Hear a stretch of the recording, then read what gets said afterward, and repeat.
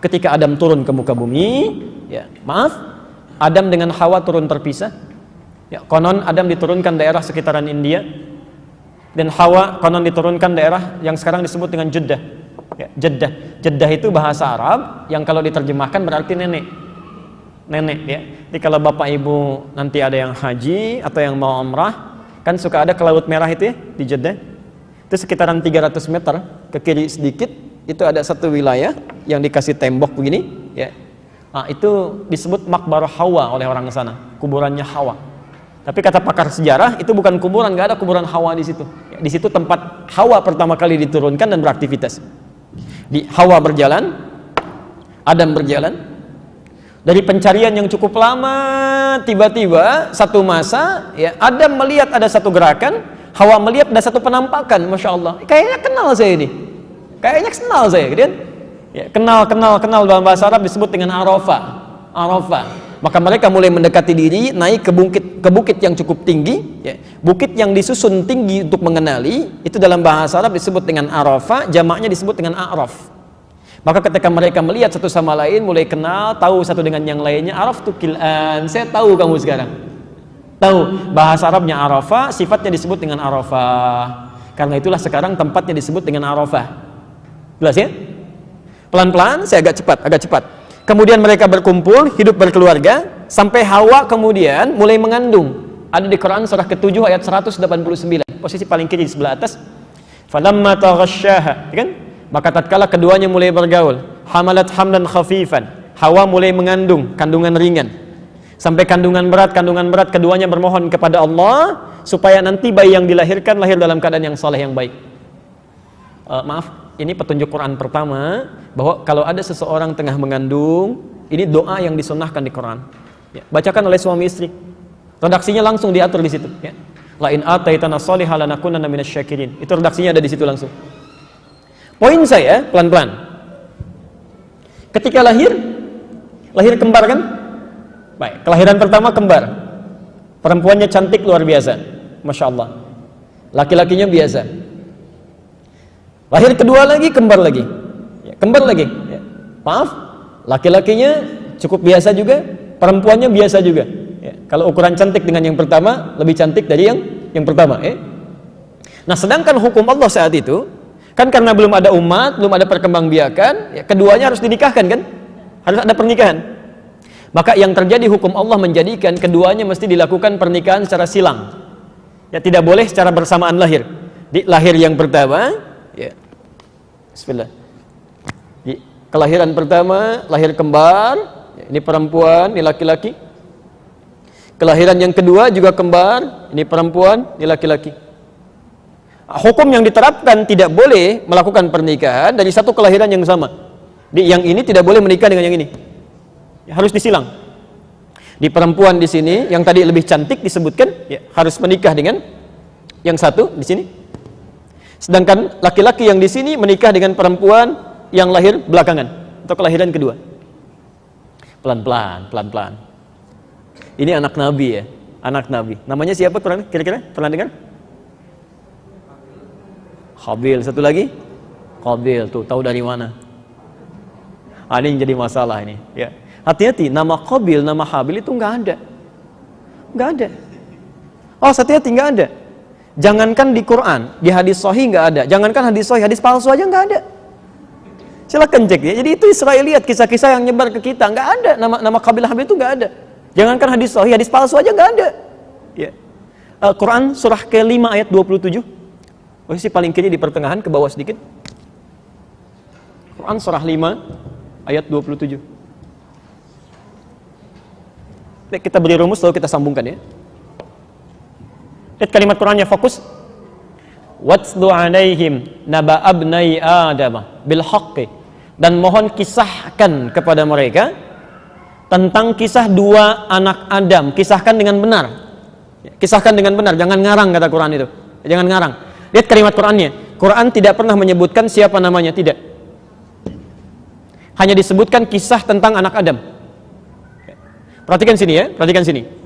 Bapak Ibu sekalian, kalau Anda mendengar atau melihat di Quran ada ayat berbicara tentang kisah, tidak disebutkan tokohnya siapa, kapan kejadiannya, itu pertanda satu, kisah ini akan terjadi lagi di masa depan dengan tokoh dan nuansa yang berbeda. Saya ulang ya, kisah ini akan terjadi lagi di masa depan dengan tokoh dan nuansa yang berbeda. Yang kedua, biasanya kalau tidak disebutkan tokohnya siapa, kejadiannya kapan, umumnya, walau tidak semuanya, umumnya kisah ini mengandung sifat-sifat yang tidak baik, yang tidak layak untuk ditiru. Tapi saking sopannya Quran, namanya tidak disebutkan supaya tidak dipergunjingkan.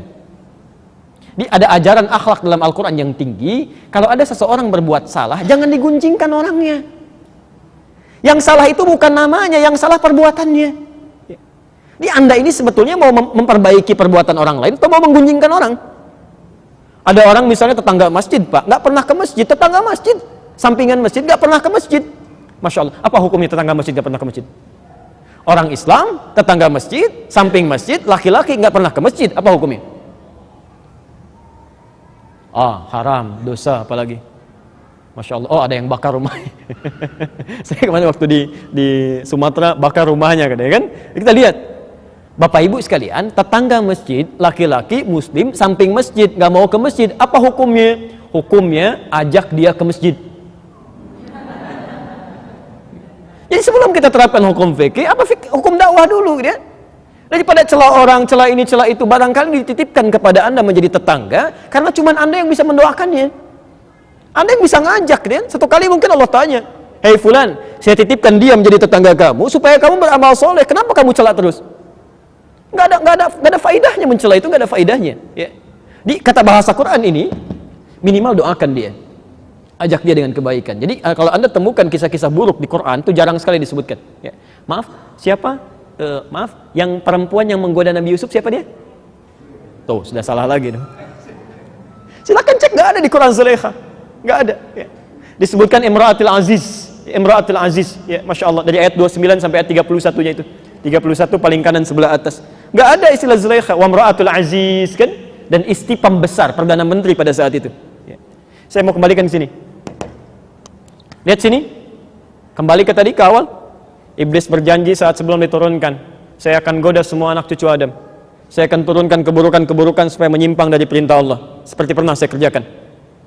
Maka ketika terjadi ini, Bapak Ibu sekalian, penyakit pertama iri hati yang dimiliki iblis ternyata diturunkan pada dua anak Adam yang lahir ini. Ya. Hati-hati, anak Nabi aja bisa kena, apalagi yang kita bukan anak Nabi. Anak Nabi kena penyakit ini, apalagi yang bukan anak Nabi. Ya. Maka mesti hati-hati deh. Apa yang terjadi ketika yang ini tadi cantik kan ya? Masya Allah, cantiknya luar biasa, ini cantik, dinikahkan dengan yang adiknya yang lahir belakangan. Maka setan datang mengirimkan sinyal penyakit hasad kepada laki-laki yang ini. Bagaimana caranya? Ketetapan yang sudah diberikan, nikmat ini yang perempuan dinikahkan dengan adiknya bisa gagal, dia tetap menikah dengan yang pertama dan adiknya kehilangan nikmat yang telah ditetapkan itu. Ini kan hasad dia. Baik.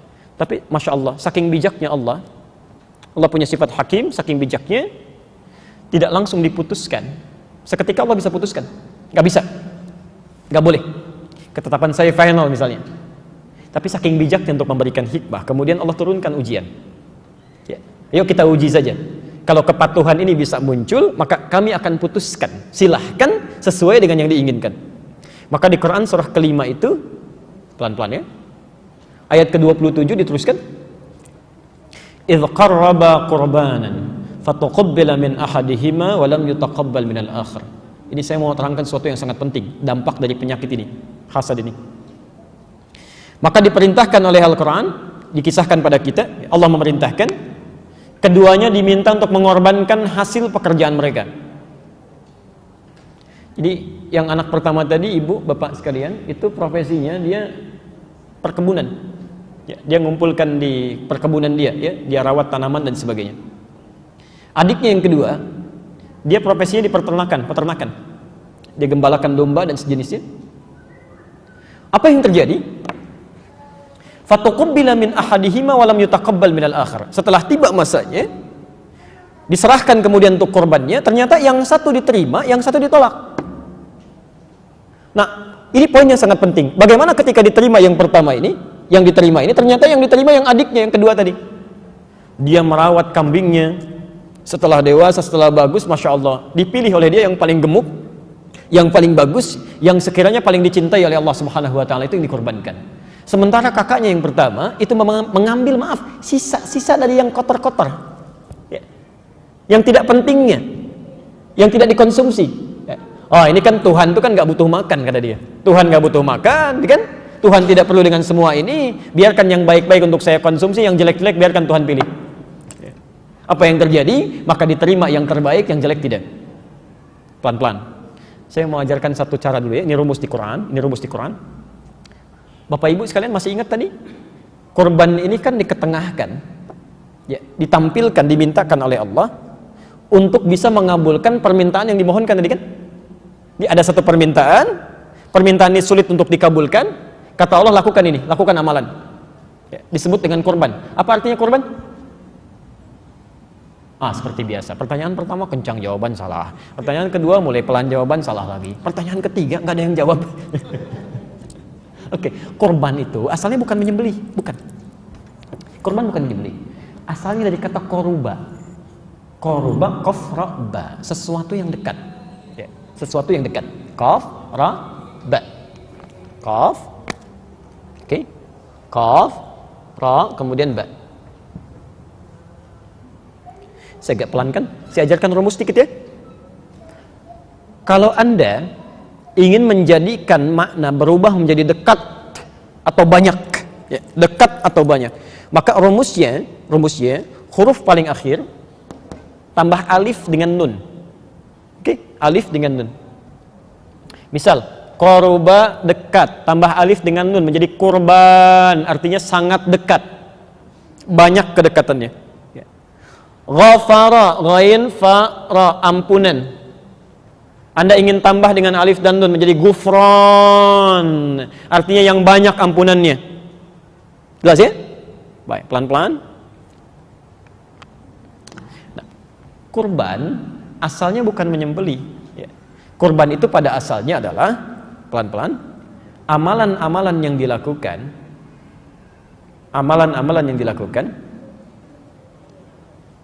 untuk lebih mendekatkan diri pada Allah Subhanahu wa Ta'ala. Untuk lebih mendekatkan diri pada Allah Subhanahu wa Ta'ala. Pelan-pelan.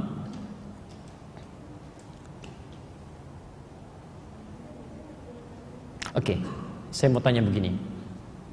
Biasanya kan hukum kehidupan menyampaikan pesan kepada kita, orang yang dekat dengan pemilik kekuasaan, maka akan lebih mudah mendapatkan akses dan ketenangan kan? Ya.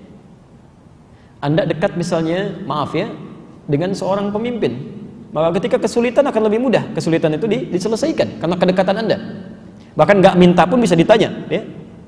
Apalagi yang dekat dengan Allah. Apalagi yang dekat dengan Allah. Tidak ada yang mustahil bagi Allah. Semuanya bisa terbuka. Sakit yang mustahil bisa sembuh. Ya, kesulitan yang mustahil bisa lepas. Ya, segalanya bisa terkabul. Karena itu ada rumus dalam Al-Quran. Ini dibuka dengan ayat ini, rumus pertama di Quran. Jika Anda memiliki satu hajat, satu keperluan yang sulitnya luar biasa, bahkan mustahil menurut manusia, rumus Qurannya, lakukan amalan-amalan yang mendekatkan diri Anda pada Allah. Kalau bisa saya sarankan, lakukan amalan yang umumnya orang tidak melakukannya. Ya. Misal, maaf, orang tidur malam Anda tahajud. Ya. Orang cuma sholat fardu dan tahajud, Anda keluarkan semua sholat yang ada di Quran dan hadis. Keluarkan tuh, ya. Coba selama hidup puluhan tahun sudah sholat apa saja? Jangan-jangan masih dikasih kesempatan sholat sampai siang ini karena ada beberapa sholat yang belum pernah dikerjakan. Ya. Kalau baru sholat fardu aja jangan bangga, fardu itu cuma standar. Ya. Kalau baru sholat tahajud, yang lain sudah banyak yang tahajud, ketinggalan. Zaman Nabi bahkan ada yang sampai khatam Quran. Ya. Ketinggalan kita. Coba cek, lihat. Termasuk siang, kalau orang lain makan Anda coba puasa. Kalau cuma puasa Senin, orang sudah puasa Senin Kamis. Kalau Senin Kamis, orang sudah ayamul bid. Anda ayamul bid, jangan dulu bangga, orang ada yang puasa daun. Masya Allah, sehari puasa, sehari tidak dia. Nah, jadi kalau Anda punya sesuatu yang diinginkan, tingkatkan amal soleh supaya lebih dekat dengan Allah. Ini rumusnya. Nanti silahkan cek sendiri ya. Quran surah ke-21, ini sunnah para nabi dulu. Dan orang-orang soleh. Quran surah ke-21, surah Al-Anbiya, dari ayat 83 sampai 92. Ya, Anda cek sendiri.